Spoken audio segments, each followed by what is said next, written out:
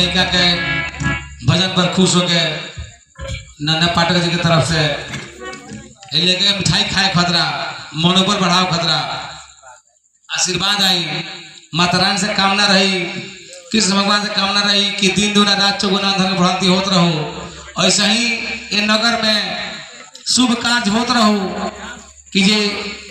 भगवान के गुणगान हरदम होत रहो। एक बार बोलिए उनके माता पिता की उनके बाल गोपाल की इनको हल बका कि शरीफों की जमाने में शराफत कम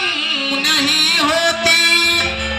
कर दो सोने को 100 टुकड़े पर कीमत कम नहीं होती,